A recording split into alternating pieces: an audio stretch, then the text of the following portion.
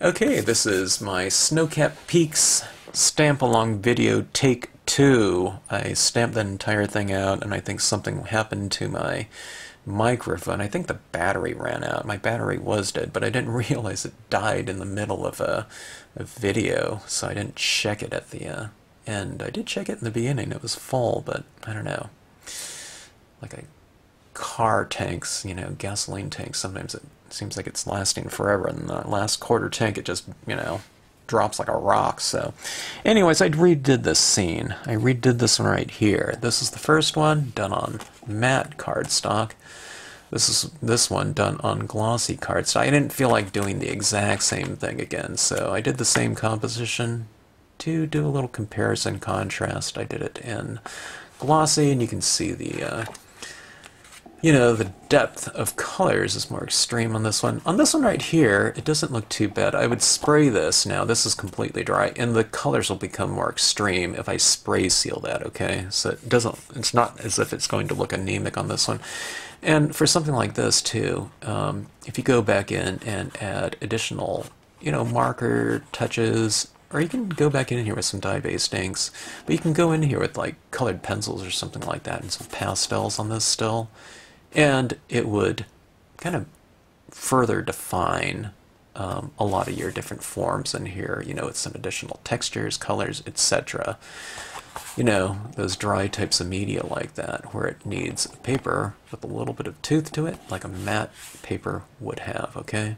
So, with that being said, here's the glossy one right here, done in this video, and I utilize masks in this one in the form of positive mask like that to add in a nice blue background in back of my mountain, and I utilized the negative space one like this to mask over that, and to take some pigment ink like this and to add those snow-capped peaks in there with the use of that negative space mask without getting up into that sky area, with the pigment ink, okay? So you utilize both the negative and positive masks. But that being said, one of the things I also did was I stamped out this image twice, and here's another mask, okay? So I cut it out of right here, and what we do in the stamp along here is we create a separation of kind of distances within the form. So you notice this ledge stamp right here is much more darker on one half of it, creating kind of this illusion of depth through the use of value, changing values, and that's the same thing here. You create more kind of darker values in the background with some additional tones. Even the image itself, has some darker tones up here. But what we do is reiterate it a little bit with some additional tones using a foreground mask, okay? That comes out of the same design, so you've pushed your depth within the given designs, like so. Okay? So anyways, if you choose to join me and stamp along with me in this video, I hope you enjoy it, and thanks for tuning into the channel. And while I really don't like doing the exact same thing one after another, I really did enjoy this scene and doing it over again. And this time on glossy cardstock, and I really have fun kind of adding those kind of snow-capped peaks into the rocky peak scene. I really haven't done that before like that. I've added like little highlights here and there, but using the masks really came in handy for that, and it's a perfect usage of them in terms of utilizing, the negative space, where you cut out that peak from. Why not use this again for something like that, okay? And when I look at this scene, I don't know, there's a lot going on in this scene. We have foreground, midground, background, we have this kind of focal point right here, but my eye really goes to those snowy peaks up there, and even have some of that snow kind of blowing off a peak here and there, to kind of give it, a little bit of an extra, I don't know, kind of subtle touch. It's like Mount Everest or something like that. That's not Mount Everest, but you have that kind of that spindrift of snow kind of coming off the, the summits up there. So It's really fun stuff. I'd really recommend playing around with some of that pigment ink like that. And I don't know, it just adds that little extra touch, and it really makes it look like you know what you're doing when you give a scene to someone, because they have absolutely no idea how you did that. Alright, thanks for watching. Thanks for tuning into the channel. Okay, we're going to try this one more time here. I stamped out this composition for a stamp-along video talking about some of the masking aspects that I wanted to cover in that video, but my microphone battery or something went out and we lost the sound. So anyway, anytime you do something again, you should be able to do it a little bit better. First time I was winging it, like I always do, but on this one it'll be a little bit more planned out just because I've done it before. I really don't like doing things twice, but in reality, it's like my professor used to say, you know, you should do these recitals, and you know, just like a performance, you do it again, and that's your final kind of performance and whatnot. But you should really go through things. That I really don't do, but anyways, I guess we're doing it here. Okay, now one of the good things about this is I can show what I'm going to cover, and I'll show you what I'm going to go after. Now this scene right here was done on a matte piece of cardstock. Okay, I just wanted to cover some things that I wanted to go over, and using some of the different media that you can use on matte paper.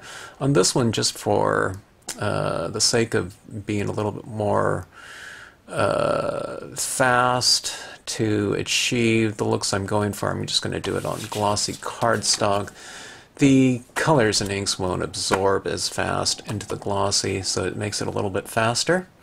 And I don't know, just for the sake of being a little bit different from this composition, we'll see what it looks like on the glossy, and we'll do a little comparison contrast type of exercise here. So anyways, what we're going to be covering is the use of masks. Okay, now I rarely ever use masks in my scene, but the use of them can certainly bring out some additional features that you can't really achieve without kind of the sharper masks. Okay, now those things that you can achieve, I go into a little bit, you know, with the use of just freehand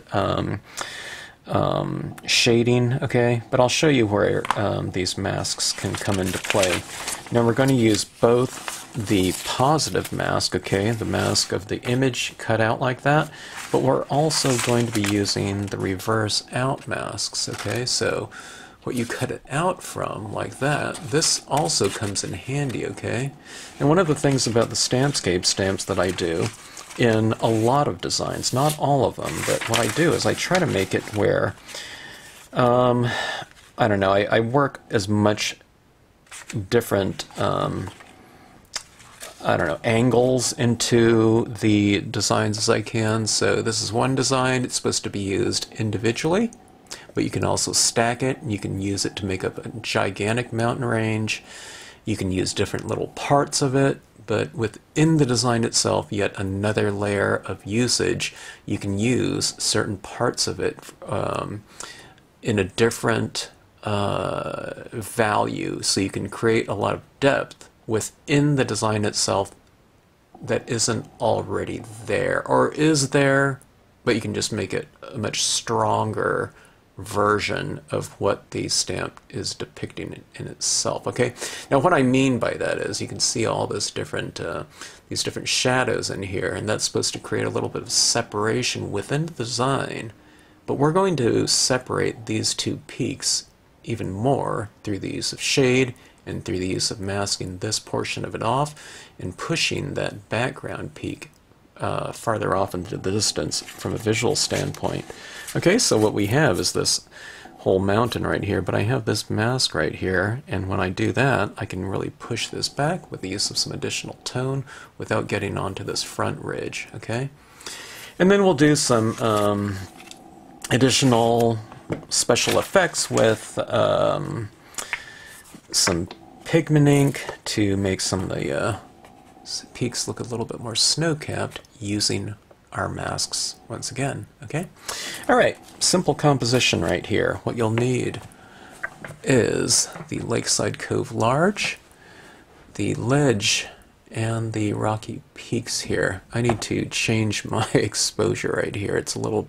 Okay, that's a little bit better. I need to change the exposure because this white piece of paper here, you know, there's so much light reflecting off it, it makes everything else dark unless I remember to turn that on. So, I don't know, I guess I need to keep an eye on my microphone to make sure that's on, and I need to make sure that I've got the settings on my camera set just right. Okay, so those 3 stamps right there, we'll also use the reed stamp right there and the paddlers, but let's just start off with our main structure right now.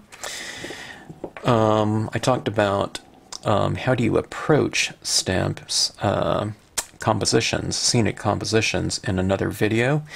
I see this, I mean, each one of these, you know, I wouldn't say they play an equal role. You know, this is kind of a Lakeside Cove scene right here. It's a lake scene, okay?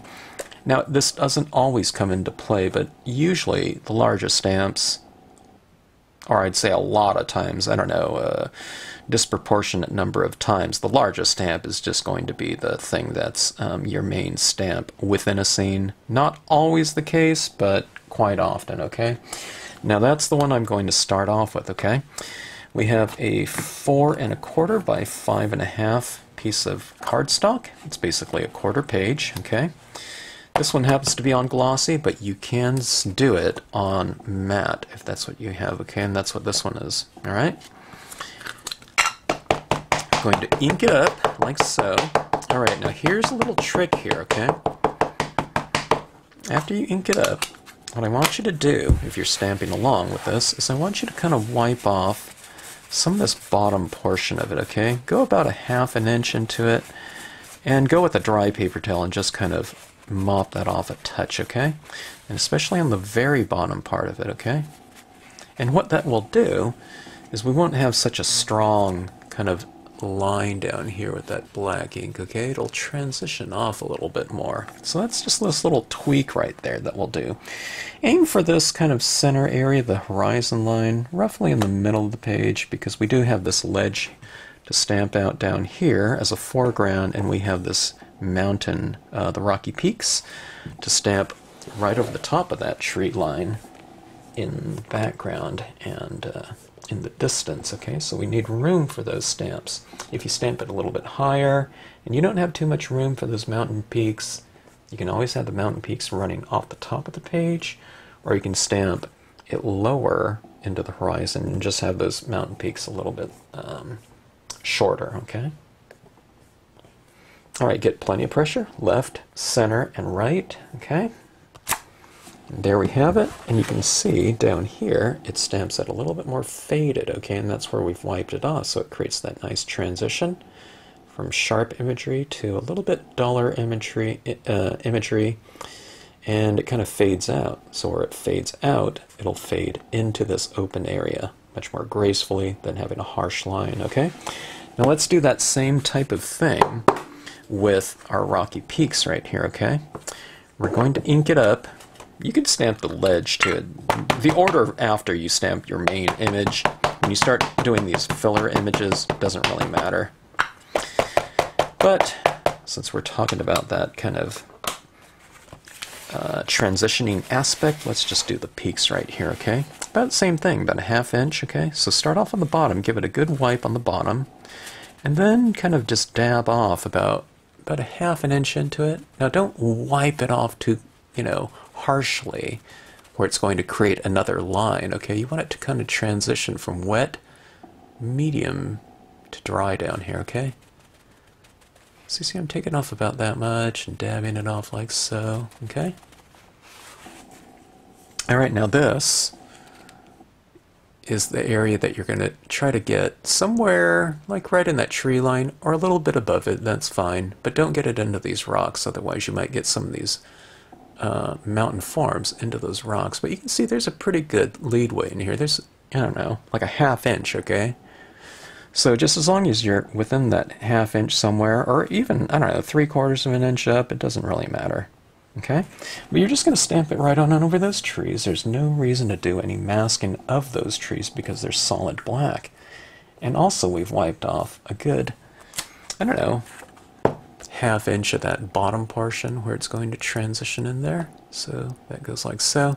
Now, you know, in scenes you'd probably have some sort of reflection down here in the water. We're not going to do that, okay? I'm just going to bypass that aspect of it because I want to stamp out these little kind of paddlers in there or something like that. And if I had that, you know, strong reflection down here, you know, they wouldn't show up because there'd be too much pattern in here, okay? There'd be that darker thing stamped in here, okay? So just forget about that. Unless you really want to, okay? I love reflections, but in this case I don't want them in my scene. Okay, ledge, foreground, okay? So we have kind of the main area, midground, background. Now we're doing the foreground down here. What you want is to have this coming in from the bottom of the page. So stamp some of this off the page, okay? And we'll do it about like so. This might not cover from edge to edge. We have a little bit of space here, and if you're really anal about it, you can take a little bit of this and stamp it on that side, and a little bit of this side and stamp it on this side to fill in that little gap. But here's the thing. We're going to stamp that foreground anyway in the form of those, not ledges, but reeds, okay? So it's going to fill that in anyway. Don't really need it, okay? Alright, so we have our composition right here. Forget about the paddlers for right now. I'm not going to put them in. We'll add those in later, okay? So we have our composition right here. It's ready to go. We have 3 stamps, easy enough. Now let's start doing some coloring in, okay? Alright, now there's different types of color schemes you can do on this. If it's a sunset scene, then we're doing it in probably browns, oranges, reds, you know, warm tones, yellows, okay? We're going to keep this one pretty simple here for the sake of the stamp along. Oh, let me see. Let me use some of my Memento inks. Those ones have not been discontinued like the Marvy, okay? So for the sake of this video, I'll go with my Memento inks. I have a range of blue tones and a gray, okay? We'll use some additional tones in here, but that'll be kind of the foundation color scheme, all right? And what you'll need is a applicator of some sort, be it these stylus tools, which I like because they're nice and ergonomic, all right? If you have some kind of sponge applicator, daubers, whatever, use whatever you're comfortable with, okay? Alright, now here's the thing right here. We're going to look at this in terms of our general lighting scheme, okay? So here's an area of the sky. I'm going to want some of it light and some of it dark. Mountains right here, some darks and lights within this. These rocks right down here, some darks and lights within that. Water area, darks and lights. Ledge right here, darks and lights. Now, that doesn't have to be a complicated thing. Most of the times, it's just kind of darker on my perimeters and lighter in the middle somewhere. But we'll do some little tweaks and we'll add some little shadows in these areas, okay? After we do some general toning, okay? So here's what I do. Alright? Now, just in general, we'll get to some of the more fine-tuning of those lights and darks in a bit, but let's start off with a very light tone first, okay? I'm just going to go with that blue, but maybe we'll go with a little bit of the gray first, okay? If you don't have gray, just start off with the blue, okay? And feel free to mix and match, alright? So this is a bit of gray right here. Memento inks are pretty thick and slippery. I'm starting to smear a little bit of my black. Don't worry about it. Alright, we're going to be adding in a lot of color. Alright, now here's what I'm doing. I'm starting from the outside edge. Now see, I'm also working this in one little area, okay, like a quarter of the card. Alright. See, as I'm working in one little area. I'm not going like this in this type of application. I'm working it, going from wet And as it gets like that, the streak gets drier in there, right? So always on the outside edge, there's a little bit more ink. And that's where we get this transition going from dark to light right there, okay? Now this is a pretty light gray that I'm working in.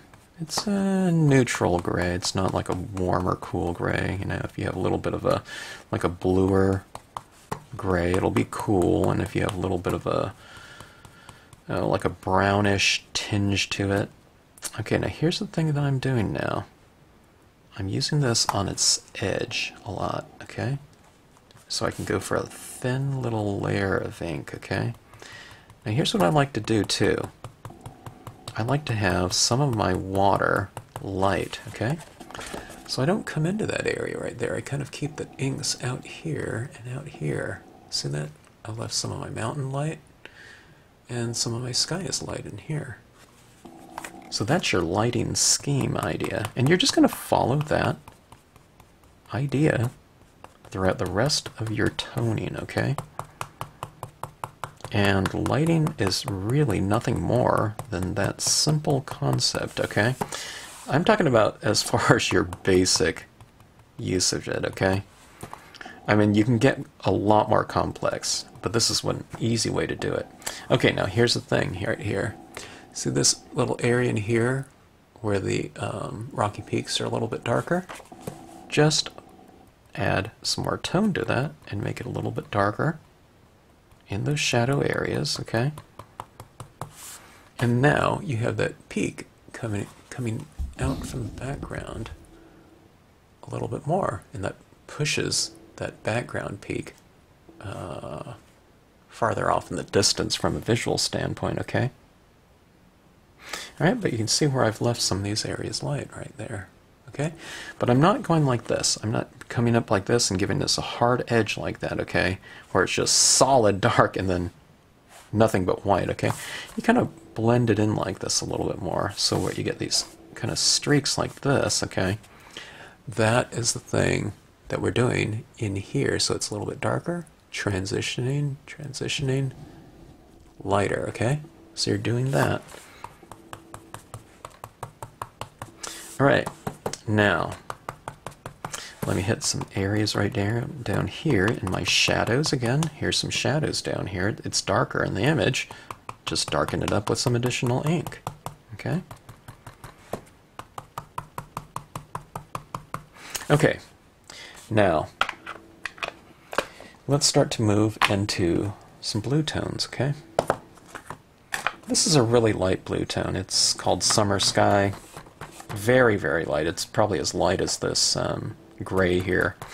If you're using whatever blue you're using, you know, kind of test it out a little bit and then blend it in.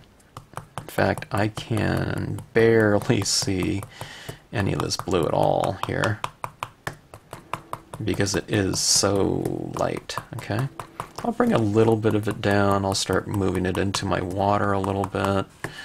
It's giving it a little bit of a blue tinge, you know, it's barely discernible, even for me, like right in front of it. And this pad is not dry, it's just super light, okay? That being said, let's move on to the next tone, okay? Bahama Blue, quite a bit darker, but not super dark, and it's also very slippery, so that when I start applying it on here, well, you can see it pretty good. That was a pretty big jump in value, okay? Let's come into this area. Alright, now I am putting some of it into my mountains, okay? My mountain peaks and the mountain image, because I want a little bit of continuity of this color and into the mountain, okay? Alright, let's come down in our water like this. Try to retain some light areas of your water, okay? Don't worry if you get some of this on your rocks. Okay. Get a few little streaks in like that. Color it in. If you don't feel comfortable with the stylus tool, you can always color in with some additional pens or something like that, alcohol inks. Use a smaller dauber or something like that.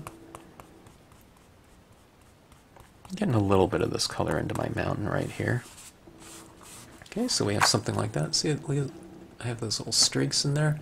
Streaks can be good. You can put a little streak in like that. It looks like kind of more watery like that when you have those streaks running across there like so. Alright, now let's take a look at some of these masks, okay, and let's start to utilize some of these for some different effects, okay. Now sometimes you want a hard edge between some kind of landmass and your sky, alright. Let's say I wanted to have a stronger separation between mountain peaks and sky. I'm going to hold this down and I'm going to mask off that mountain peak with my full mask like this, okay? Let's come right in there like so. I'm not going to bother taping this down or anything like that. I'm just going to hold it, and when I'm around that, I'm just going to be careful, kind of not to, you know, snag that up or something like that. Okay, and just kind of remember to still blend that in a touch. Okay, let's come into it from this side too. Okay. I know I've already added this ink in some areas, but you can see I didn't ink it in its full saturation. That's why it looks darker using that existing ink.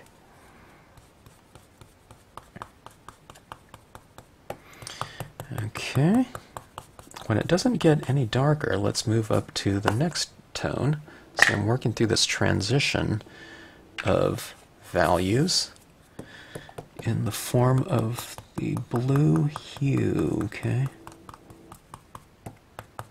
Adding that in like so.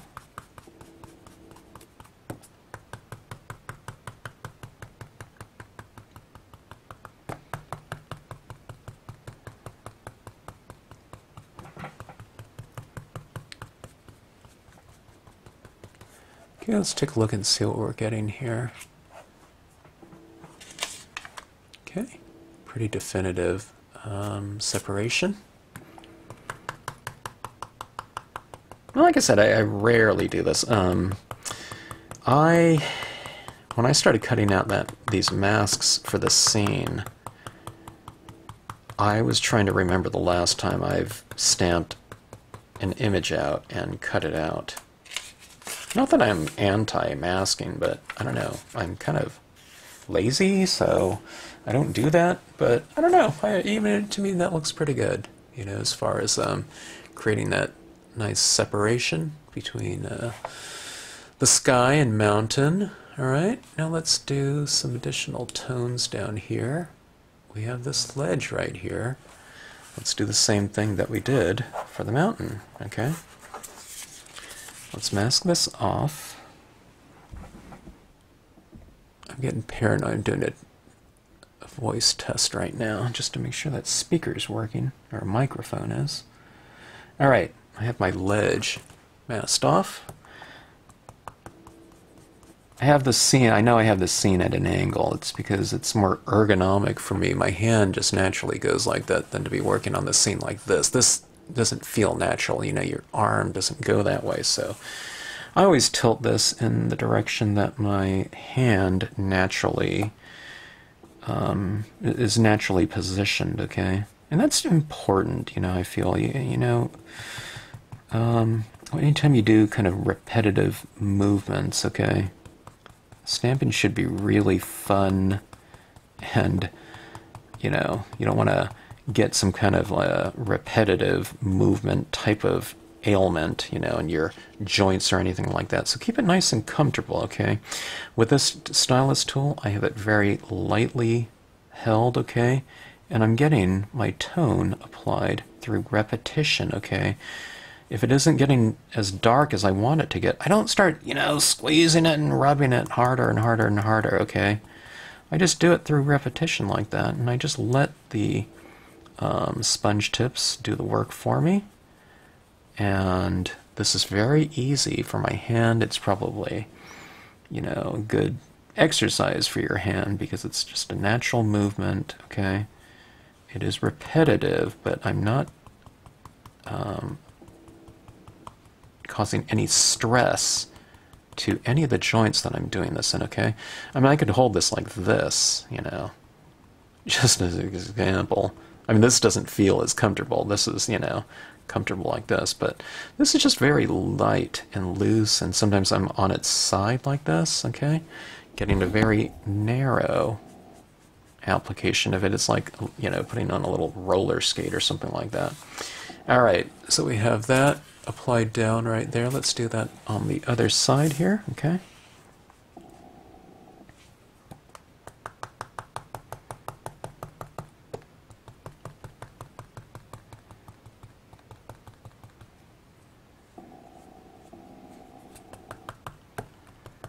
I like my kind of perimeter a little bit darker just to create a somewhat of a vignette around my scene. For compositional purposes. I'm working in dark blue. Important to keep a little bit of that light down there for lighting purposes. Okay. Alright, so we have that right now. Okay. Now, let's create a little bit of continuity. I need to bring in some of this blue into this rock, okay?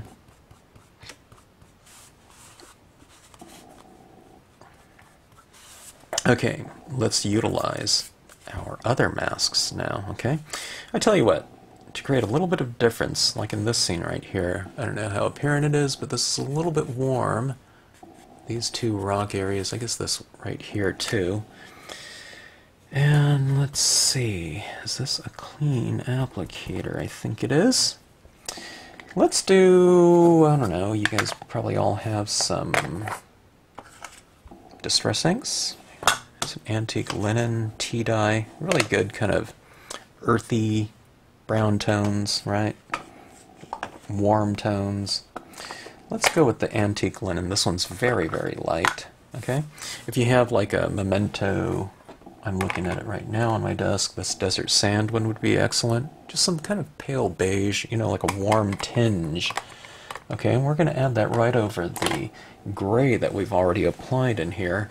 And this is going to change the temperature a little bit of these rocks and the earth formations, okay? See that, how that kind of warmed up that peak? Okay, see that? There's a little bit of a warm glow to it, okay? Alright, let's do that same thing down here in these rocks. I put it on these rocks as well.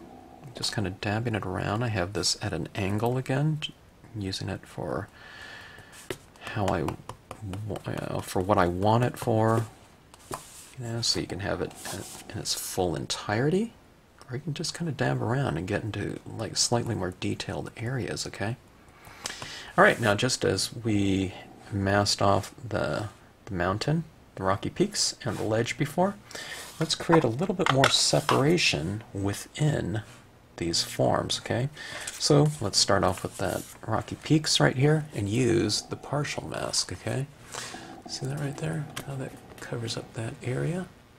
And I'll push back that portion of the peaks as well. All of these peaks can be on the same plane, but if you want to create a little bit of separation here, this is, you know, what you can do.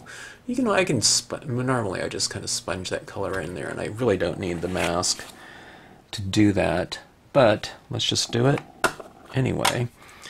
I don't know, it's easy enough to do.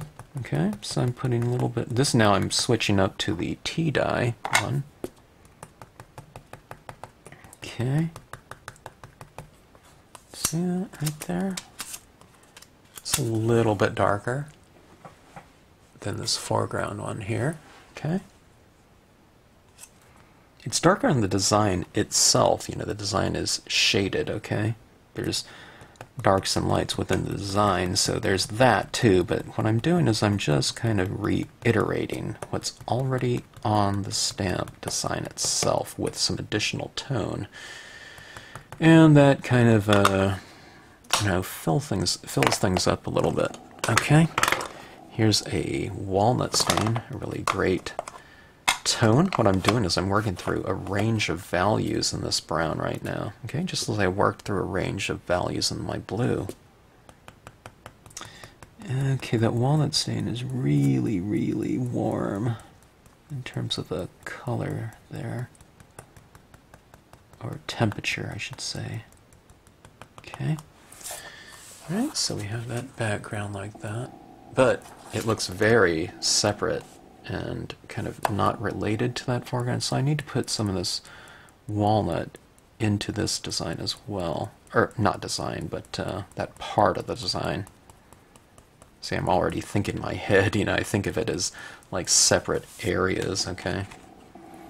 See how that kind of really separates that area out. Let's do the same thing down here. See, what we're doing is we're kind of reiterating certain types of aspects or qualities of these designs in the background, a little bit in the foreground too.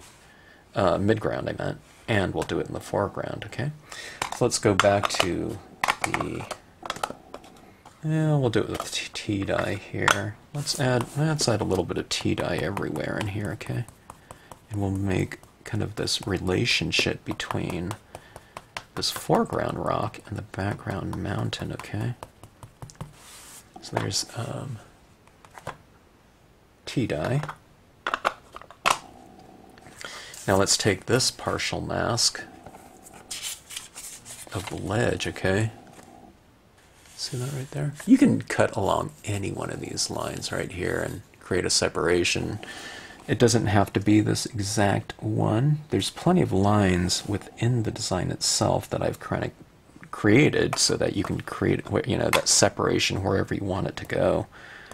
All right, walnut stain, a little bit darker, and putting this right over the top. It's kind of like glazing that stamp, okay? Okay, so we've created a little bit more separation down here. And if you want to get that brown right on the edge, you can go in and use the negative space, okay,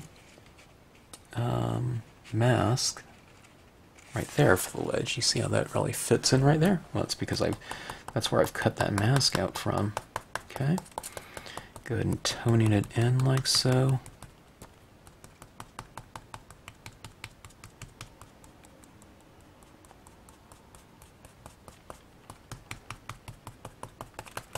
So we have that right there, okay? So it creates a little bit of a stronger separation between the background. All right, let's take a look at that negative space for the mountain peaks as well, okay? Go right along like so.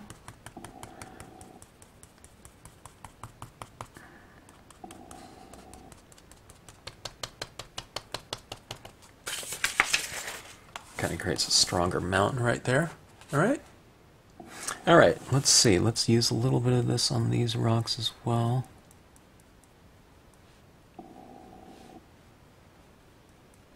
I'm kind of going with a couple of different temperature tints here, okay? Plain warms and cool within the scene, just to kind of layer the lesson a little bit more. A lot of times I don't do, a lot of different tones like that for the purpose of these stamp alongs, but after several stamp alongs you are all ready for that now. Okay, now this is looking too separate to me in terms of the different areas within here. There's a too defined a delineation between sky and mountain and lake, Lakeside, Cove and lake, ledge and lake, okay? So let's bring in yet another color to have in common, at least with a couple different zones in here, okay?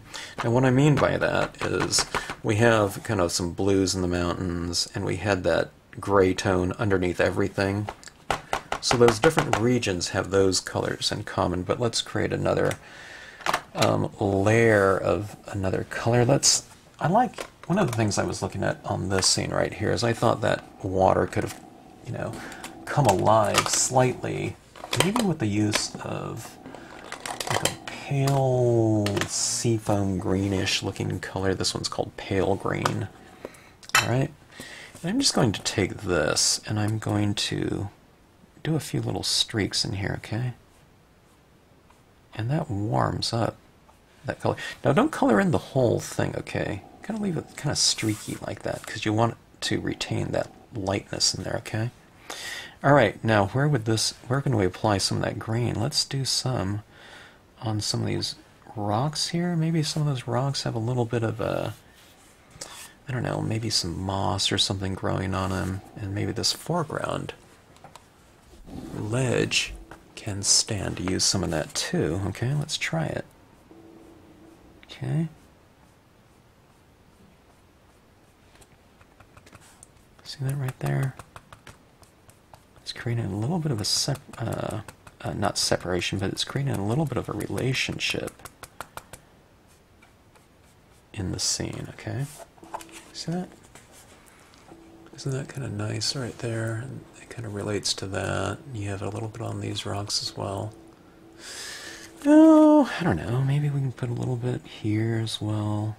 Maybe there's a little bit of kind of the foothills of these mountains right here. Okay. Alright, now we're not completely done with those masks. We'll use that again, but I don't know. I like that kind of color combination right here. Now this is going to dry a little bit duller, but you can see kind of a compare contrast type of thing going on in these between the glossy and the matte. Now if I wanted these saturations to come out much more extreme, all I need to do is spray seal it, okay? And these will get darker and you'll have more contrast. The colors will look nice and rich, but it won't be that extreme in terms of the contrast. I like both though, you know. I would come in here with some colored pencil probably and do some additional things in that I can't really do on glossy, you know, as far as colored pencils go. But let's take a look now, okay? Let's play around with a little bit of some additional shadows. Okay, you can do this with the sponging as well, but this is just come to show you. I'm not trying to make this scene more complicated. I'm trying to make it look more, these lessons more kind of relatable in terms of, a lot of you have pens of some sort, right? Copic pens, alcohol pens of some sort, double-sided dye-based pens, and you might have kind of a range of blue tones, okay? Blues are very common, and those colors, I don't know what values of them you have, but let's just start off with a little bit of a lighter tone, okay? And remember what I was saying about the reiteration of, you know, tone in some shadow areas, okay? Let's hit those areas in here. This is a really light blue, okay? Come into it with this right here and hit some of those areas. Now remember, don't tone out all of your lightness, okay? What I'm doing is I'm coming into the shadows. Now this ink right here is so light, I can't even see anything at all with it, okay? So just move into your next value, okay? That's quite a bit darker than that previous one, right? So test it out and see if you can see it. Mine kind of blends right in. It's just a little bit darker, okay?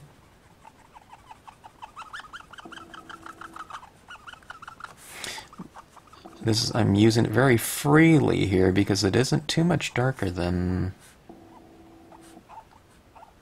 the tone that I'm laying it over. So there's just a minor little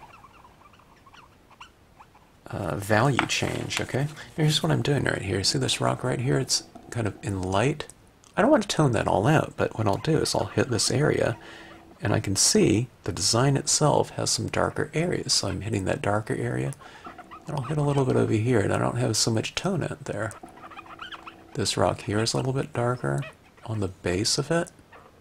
Same thing, I can see little dots. Wherever you see little black dots, come into it with kind of a pale or medium tone pen and just color those in. And those rocks seem more dimensional that way, because what you're saying is light is hitting them in a certain area and not in others.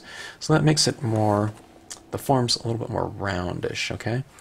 Now this is blue right here. Now I know this isn't blue up here, but if you hit some of these shadows in here with that blue, since you have this blue light everywhere, it'll give it a little bit more continuity again with your surrounding area. See, like this. Now if you don't have like pens of any sort, you can always take your pad, okay,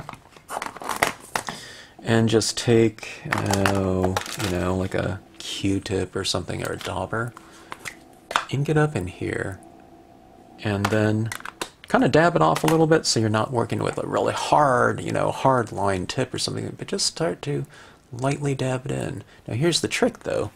Don't make it too much darker than the color that you're applying it over, so that you just get a gradual change, okay? And that way you have a lot of control over it. Where it gets a little bit more slightly precarious is when you try to take too big of a jump from whatever existing color is there to one that's a lot darker than that, because then each mark is going to be so much more extreme. But if you take something like this, say for example, it's a very light toned pen, and I lay that down in there, you know, you can use it pretty freely because you're not making a huge jump, you know, in contrast. Okay, so you can see that it looks a little bit more dimensional. I can do the same thing down in some of my rocks down here. And you can hit some of those shadows and make them a little bit more defined, slightly more defined. Okay.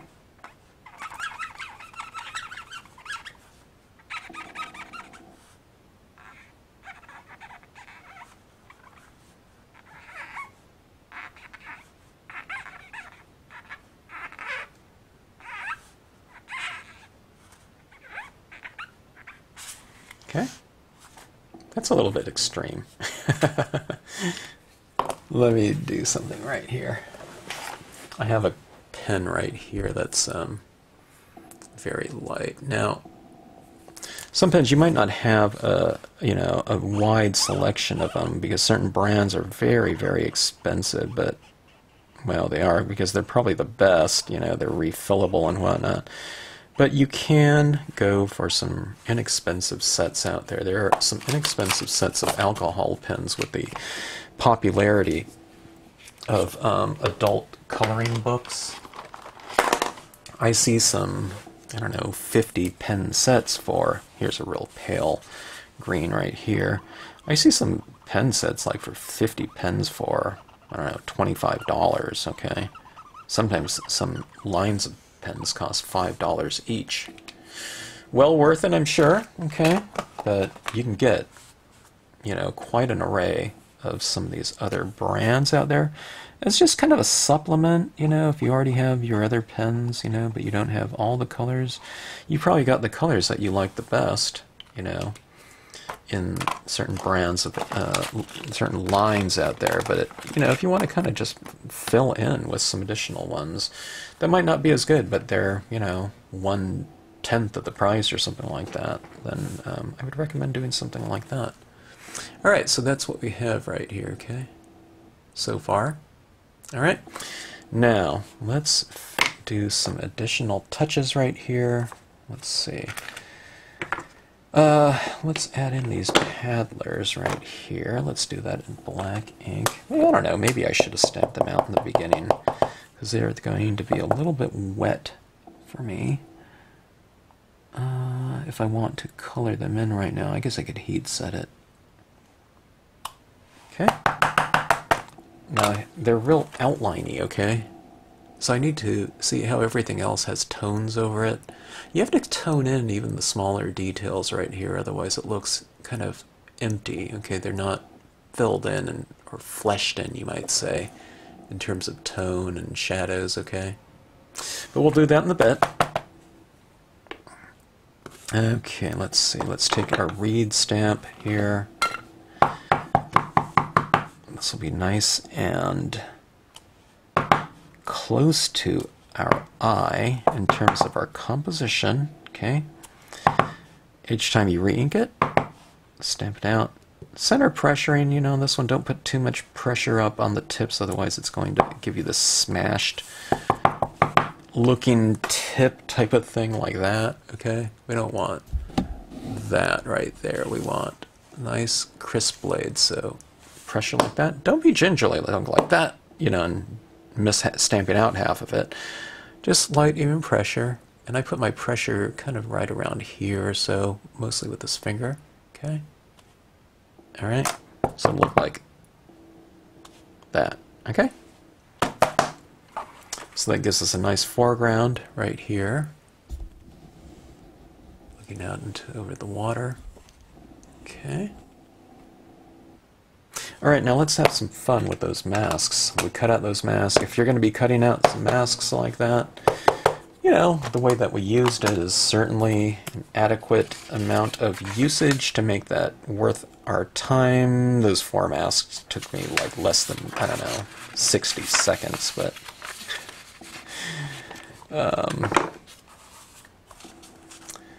it doesn't take too much time at all. Yet, we want to utilize them to the fullest right here. Alright, so I'm going to mask these off, and I'm going to go for this kind of snow-capped type of look. And that's one of the really fun ways to use your masks in a landscape type of scenic setting, right? Okay. I don't know if we'd be doing this with all types of masks, you know, but I don't know, I guess you could.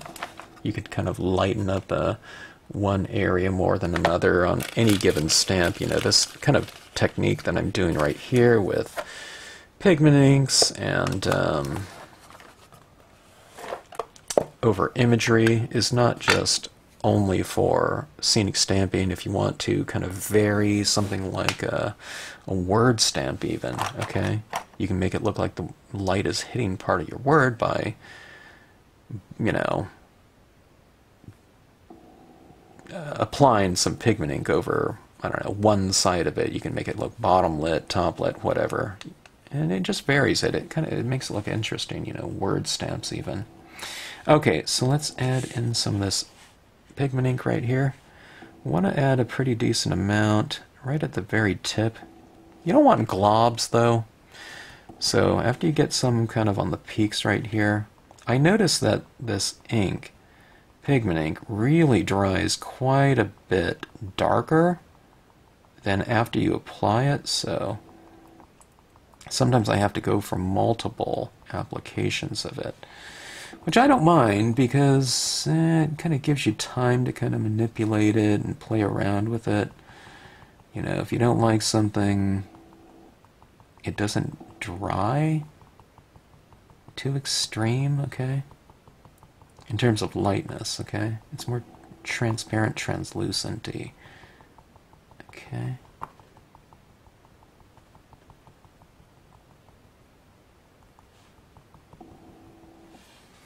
So this is what I'm looking at right here, okay? Let me try to pick this up here. Okay. So the top of those peaks are starting to look a little bit whiter. Let's do the top of this peak over here, okay?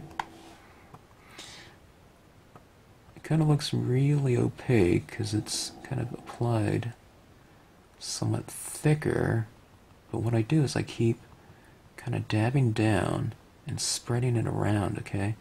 Now as I move down from the peak, I'm using a lighter touch so that I get a lighter application of it, so it transitions from kind of a heavier use of it kind of right at the peak, and then as I move down, I'm kind of using less and less. Plus, if you keep dabbing, what you'll start to do is you kind of start removing some of the ink that you've already applied, so it's kind of getting the feel of this, okay? It isn't hard to do, but you just don't want to add too much at any given time. The thing that makes this harder to do is if you have too much ink on this, then you're just putting down a slathering of it. But if you don't have too much to begin with, it'll make it much, much easier. So you see, I haven't really re-inked this very much at all. I'm just kind of utilizing the ink that I have on here. Alright, now I do want to create kind of a a little bit more of it on the peak so that it looks real kind of snow-capped, okay? So I want that top of the peak to be nice and white. Now what it looks like right now, though, again, will not be what it looks like when it dries. When it dries, it's going to be much, much more. It'll move in the direction of transparency. It'll be translucent, but it just won't be quite as light like that, okay? Alright, so we have that. So we will see some of those forms, you know, coming into play later, okay? Now, what I'm going to do is I'm going to kind of add a little bit more without the mask so I can see what I'm doing here, how dark or light something is, okay?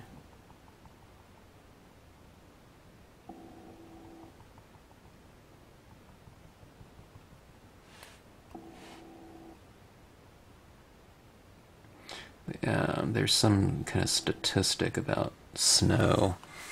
I think snow reflects, I forgot what it is. It's something like 80% of the light or 90% of the light, where Earth, you know, just dirt and everything reflects something like, I don't know what it is. I'm just guessing here, but it's something like, it was a lot less. It was, I don't know if it might have been under 20% or something like that. So, you know, it's okay to have kind of an extreme, you know, light. Okay, now, one of the things I'm doing right now is I'm taking that half mask, you know, right here again, and I'm getting this foreground ridge line and peak in some of that snow, or I don't know, or just kind of highlighted area, okay? I think in this case it's going to represent snow though, okay?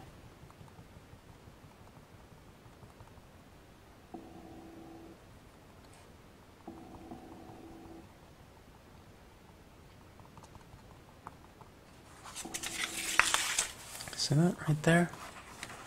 That's kind of fun. Alright, now that is the only texture of its kind right now. I need to go back in like that, because I think having that mask over that just now kind of wiped off some of the pigment ink. Okay, I'm using a Colorbox Frost White right here, and this is one of those white pigment inks that are kind of known to be a little bit more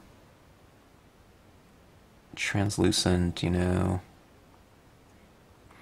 kind of more almost transparent. I mean, it's not transparent at all, but just in terms of the you know, transparent, opaque sliding scale, it's not one of the lighter ones. Brilliance ink to me is one of the more opaque white pigment inks. I'm going to use some of that kind of right at the summits here to make those areas fairly light, a little bit more opaque, okay? Right at the peaks. I want my peaks to be as light as possible. Now sometimes what I do is I let these dry, okay? And then I go back in and I'll add some more, you know, because I'll have a better idea of how light something is. And sometimes I add it in, you know, over the course of like several days. I'll just, you know, I'll just go and add a little bit more, add a little bit more, and what it does is it starts building up on there. Okay? Here we go. Let's see.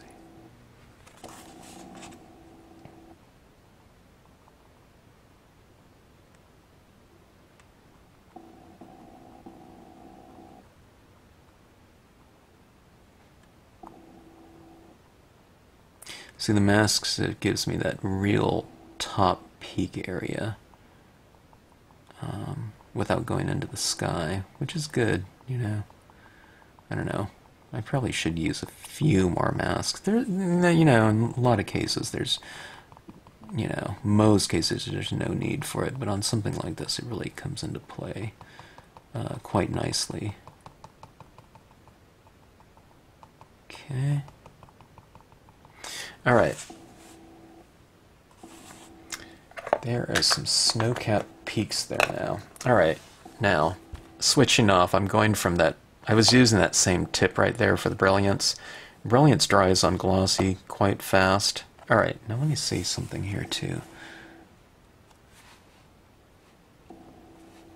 I'm checking to see if those canoeists are dry enough.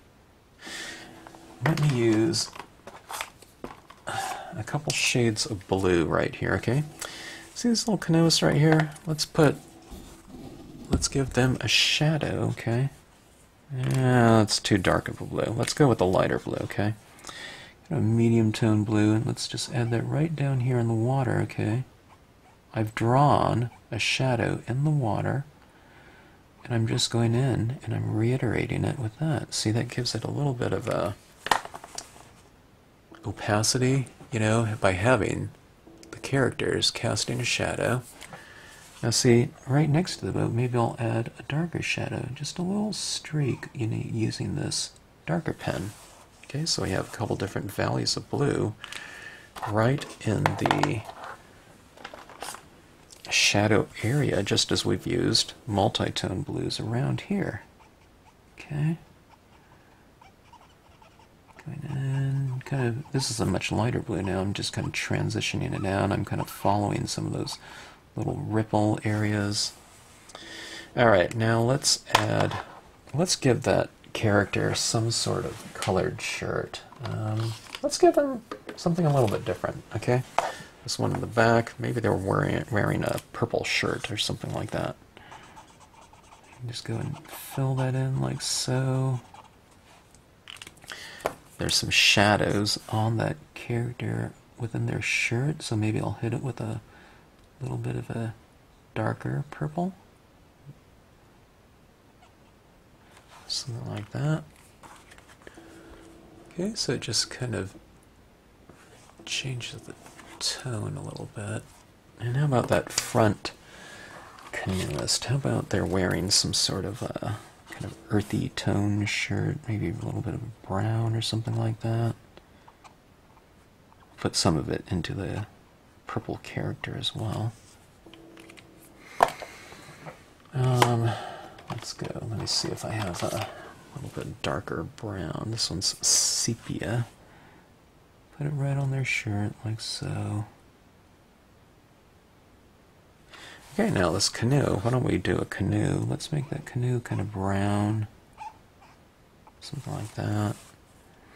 Maybe I can color it multi-tone canoe, you know, because, you know, forms, there's dark and light, you know, over all these forms, so it only is fitting to do the same thing with some of the smallest details, especially if you can get to them.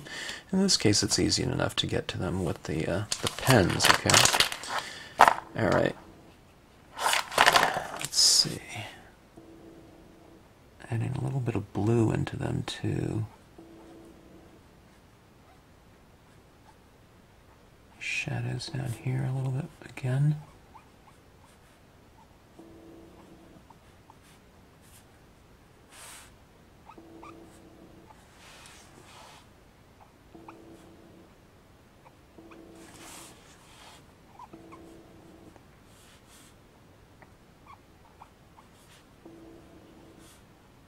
I love seeing the forms kind of develop right before my eyes, you know. And it does it in a very gradual fashion. You know, it's not like a huge dramatic change. I don't know, there's sometimes, you know, there's moments in stamping where you can get a fairly dramatic change, you know, just in one step. But for the most part, it's coming into focus fairly gradually and slowly, kind of methodically. But that being said, to me, that doesn't mean it's kind of a boring process by any means. It's kind of funny. It's just like you have your hand on some kind of knob or something like that, and it's just coming into focus ever so, you know, slowly and carefully, and you know, I mean, it's happening. It's not happening over the course of days. You know, it's happening over the course of just a little bit of time that you spend stamping. Okay, let's go back to our pigment ink right here. This pad is really, really dry at this point in time, so I'm just dabbing this down like so to get enough ink on here. Normally our pads are so juicy. This one's probably 20 years old. I have one that's much juicier too, the one I was using earlier. But let's go and add some of that same kind of texture down here. Everything is kind of unrelated to that type of texture up there. So I'm going to come down here. Okay. Now sometimes, you know, you go out, especially like in the early morning over a lake or something like that, you see this kind of mist and vapor. It's like steam coming off the lake. Okay. That's what I'm going to go for here. So this is important that you really control the amount of ink you have on here. I want it so that when I tap this out, I barely see anything coming off of it, okay? So that happens from two things. It means from blotting off a lot of ink like this, and then just using a very light touch, okay? Sometimes you dab down and there's still way too much ink on there. Just dab it off more, okay? And when you get it to the right consistency, like I have now, now this is where people go, kind of, things go awry with the technique right here. Okay, they have it nice and dry on their applicator, and when they start applying it, they can barely see it because it's so dry on their tip right here, okay? So they dab it down, and then it gives them like a big blob again because there's a lot of ink still underneath, you know, within the swab, okay? So what I'm doing here is, see, like this? I start dabbing it down, nothing, okay? Very lightly. So, but if I stay with it, okay, 10 to 15 taps, then we start to see that, kind of that ink starting to transfer and to be applied to that area. And see, that's all you need. I mean, that didn't take minutes or something like that. See right here, we have these hard shadows over here, and that looks good, but kind of coming into it and adding a little bit of that mist into that gives it some really nice texture, and it puts something in the air, so to speak. You have kind of lighting hitting some mist in the air, and it kind of creates this extra atmosphere or whatever between the objects. Now don't put it everywhere. Have a little bit crisp in some areas with none of this, and then have this ink in some areas. So you see it's a little heavier here, a little bit there, a little bit heavier here. So what you're doing is you're oscillating it. If you have too much everywhere, it looks kind of weird, okay? Unless you're doing like knocking back an entire background, but this is something where it's just kind of here and there on the lake, okay? Alright, now see how I've kind of obscured some of these crisp impressions, and it looks like mist and whatnot. We have these characters right here, too crisp and focused, right? Because see what we've did down here. So see down here, what you do is you just put a little bit down, work it into the, I haven't even re-inked this at all. See, I'm utilizing the very, very dry version of it. And see that right there? That is something that you just cannot get if you just stamp it out in a given way. So you have to apply a little bit of this over the top. See that right there? And it kind of obscures them a little bit, and then I have it oscillated. I have this area that's crisp. Now here's one of the things, you know, when you get doing this, you kind of get the feel of it a little bit more and more, but I oftentimes, maybe not on this scene right here because it's coming out pretty good, but a lot of times I remove more ink than I've applied, meaning I'll dab it down too much, and I'll dab it off a little bit. See if on their finger, it comes right off on my finger too. See that? And there's almost nothing there now. So if there's too much in a given area, just kind of dab it off with your finger a little bit, and it comes right off, okay? Not the Brilliance one. Brilliance ink will dry on there really fast, but Colorbox, no problem. And it's, you know, this is on glossy cardstock too. If you're doing it on matte, it kind of sticks a little bit more because matte paper is much more absorbent, and it absorbs faster, okay? Now here's this ridge line. It's very defined and crisp, right? Now one of the things that I see sometimes when I look up at you know, movies of Mount Everest or something like that, you see this kind of wind is up at high elevations, okay? So maybe I can obscure some of this like this, and I can have a little bit of a soft ridge line in some areas. Maybe there's a gust of wind in some areas like that, okay? You see how that kind of glows, and it looks like that snow is kind of flinging off the top. Let's do the same thing up here, okay? There's this snow-capped peak, and let's have a little bit of like wind whipping off the top, okay? Into the air, so coming up like this, okay? I need to add a little bit more ink. I don't have enough. Okay, so it's kind of coming in here like so. It's almost invisible to me, but that's what you want again. When you do it gradually like that, it happens ever so slowly. That's drying now a little bit. It's really disappearing, okay? So I need to put a little bit more like so.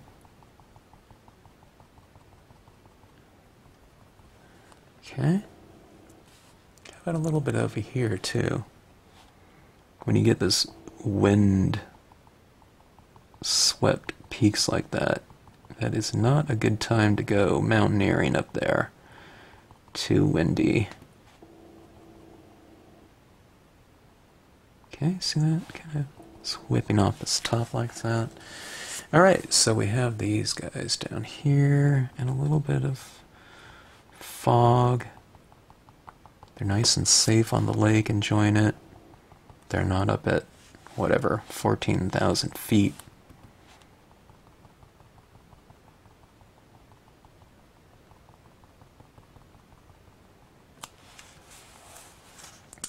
Alright, so let's see what we have here.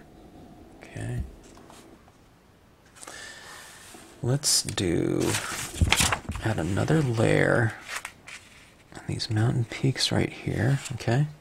It's drying and it's getting much more moving towards transparency. It's not going to be transparent, but I'm just saying on that scale, okay? Let's hit it with the brilliance again.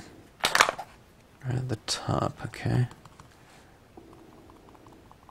So you kind of have to keep building it up. You might have to do it 2 or 3 times, okay? To where you get enough up there, to where it'll be as light as you want it to be.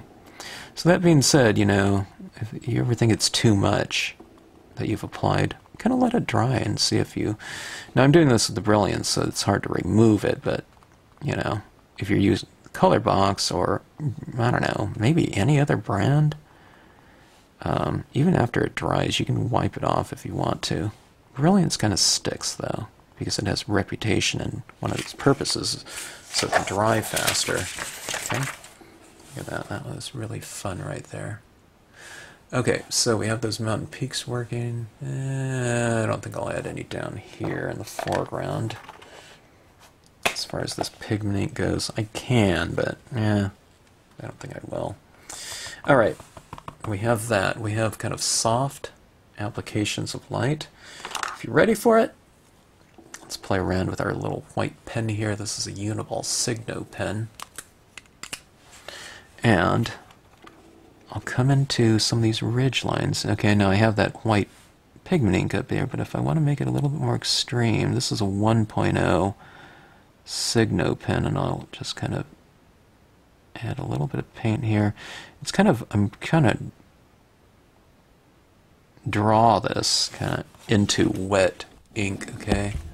So I'm kind of having to scumble it around, otherwise it stops rolling because the surface is wet.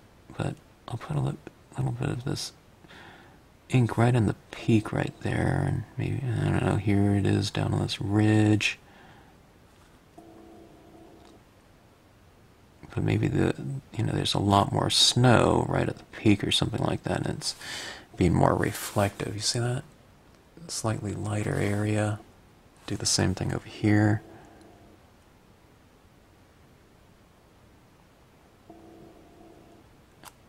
Okay. Maybe this ridge, I'll create a little bit more of a separation. Kind of don't create just a straight line. Kind of, scumble it around or use some dots.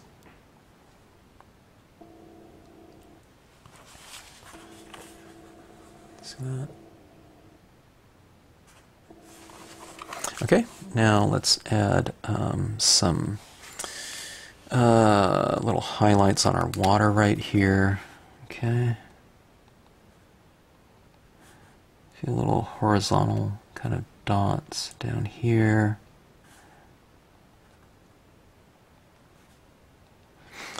Remember how we've retained some of the lighter areas on our rocks, like on the top surfaces of them, right? If you've done that, you can go in and add highlights on the tops of it with a light pen, just as we've added shadows at the base of the rock with a darker pen. Okay, now if a rock is just too light or dark, don't put any highlights on it, not with white at least. If you have like a blue pen or something like that, you can do that, like a light blue, something that just won't stand out as much.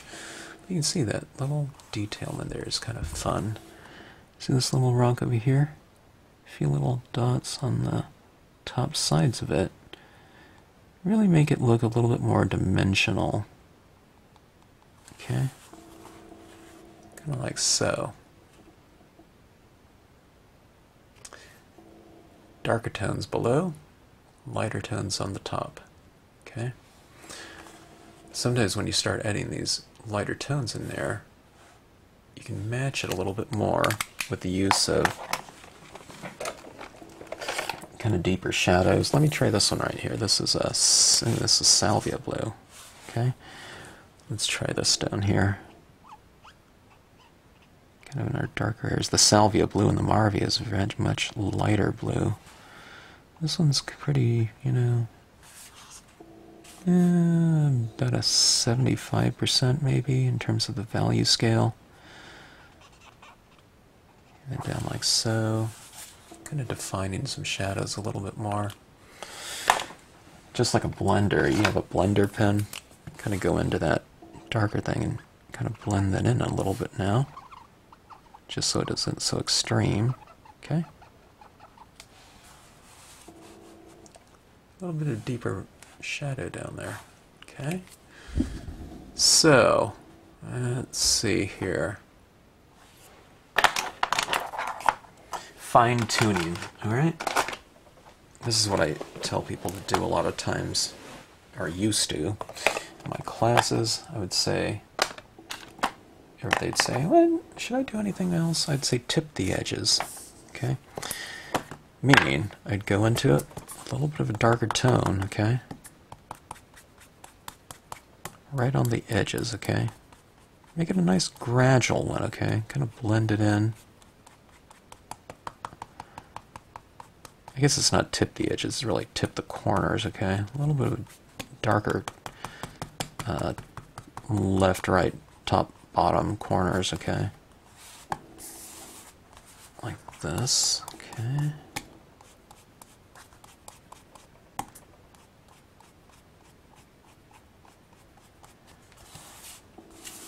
You can make your skies a little bit more streaky. Kind of just like your water. Looks kind of like, more like a natural sky. Okay, let's go on the bottom here. What this is doing is it kind of creates a little bit of a vignette type of effect. Kind of frames things off a little bit more. Alright, so we have our little snow-capped peaks. We've utilized our masks with some good strategy in terms of both the positive mask and the negative parts of the mask, okay? Ledge and peaks right here. Create a little bit more separations between the objects, okay? But just as we're creating separations in terms of space, we're kind of creating somewhat of a continuity between these objects around, in that we have darker and lighter areas within each design, okay? And that creates a little bit of depth within each one of these, but overall we have foreground, midground, background, but they all are related somewhat in terms of color schemes, the way they've been treated, in terms of creating volumes on all of them. If you don't have the volumes on all of them, it kind of creates somewhat of a,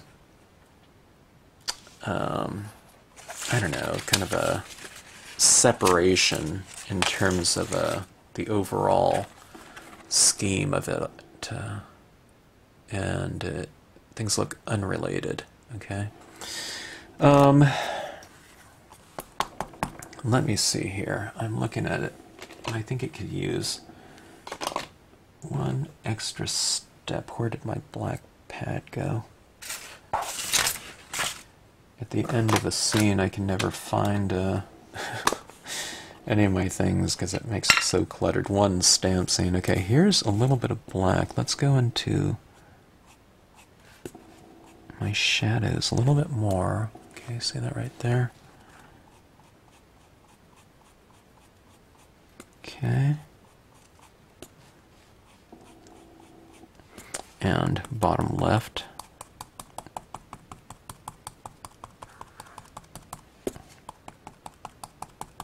Okay, tip the corners, right? Right side.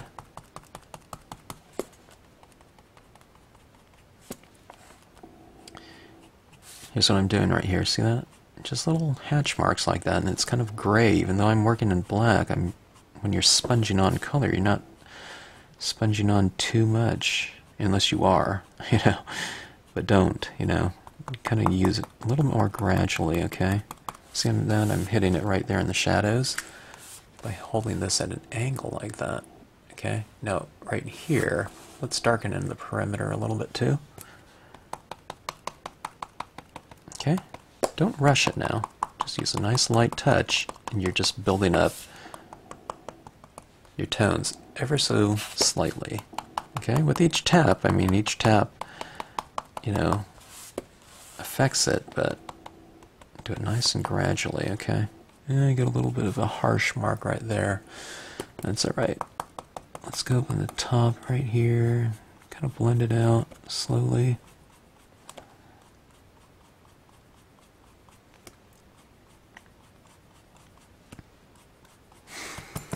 Let's see, this is a little bit dry on here. Let me go back to let me get a good saturation of this gray here, okay?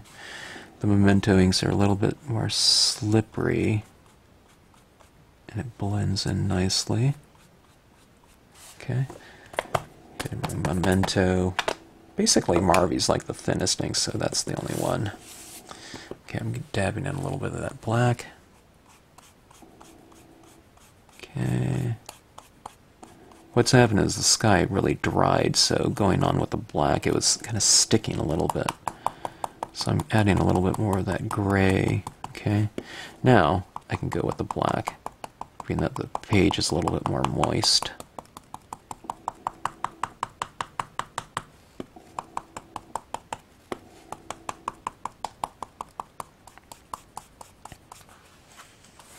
Alright, there we go.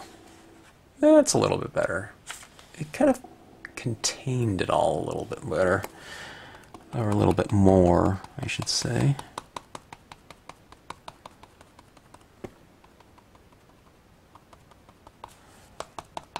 Kind of closed it off as a kind of a world into itself.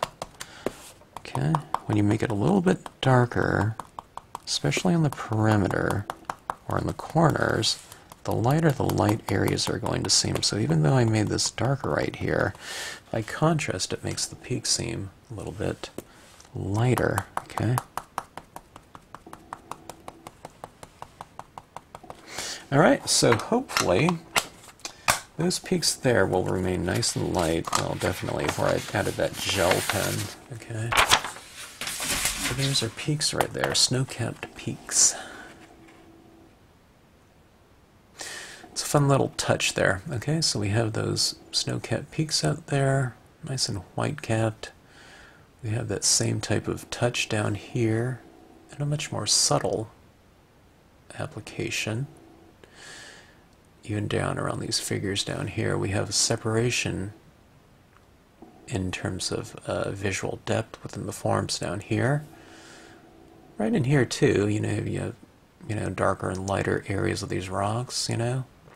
darker and lighter areas of that mountain with a, pretty, extreme division between this foreground peak and this background peak with the use of the masks. It's simple, easy, it's really easy to mask it off.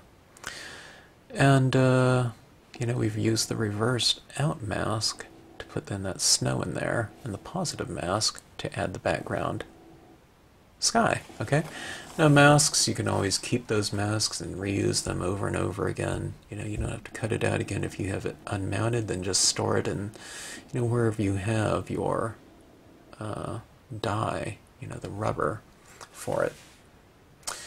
And if you have wood-mounted stamps, you can always kind of just, I don't know, put a little Post-it note or something, stick it to the top of your, your design. And you can have that with you for, quite a while. Not that, stamping this out and cutting it out takes a lot of time at all, but I don't know. Usually when we are stamping out, we don't want to be kind of hassled with a lot of, the minutiae of, I don't know, stamping. So anyways, if you chose to stamp out with me, I hope you enjoyed it. I hope you had fun, with this thing. These stamp-alongs, you can always pause and whatnot. But one of the really fun things for me were those kind of snow-capped peaks and utilizing the masks. It created a little bit too much of a definitive, line, so, kind of having some of that wisping off, into the, the sky out in that direction was really kind of a fun thing to do, and I thought kind of finished off those areas quite nicely. Okay. That, I kind of came into that pigment ink out there with my dye-based ink just now, so I'm just going and adding that back in, like so. Okay. But those are really fun. I love adding in these little, kind of details like that that can make, all the difference, okay? But this is drying kind of darker, so you just kind of go back in and reapply as needed wherever you want it to go. Okay. And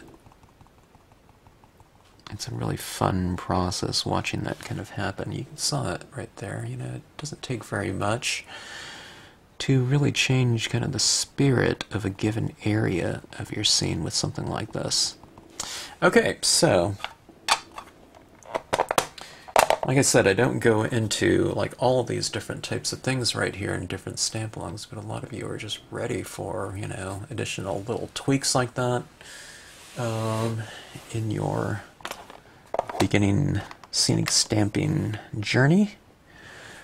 But masks, while I don't use them too much, I mean barely at all, but for something like this, that's really fun to add in there, since we have it.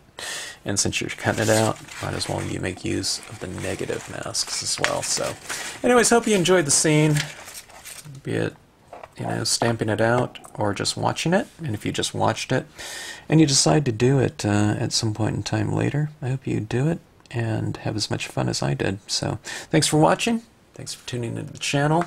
If you have any questions, drop me a note. And happy scenic stamping.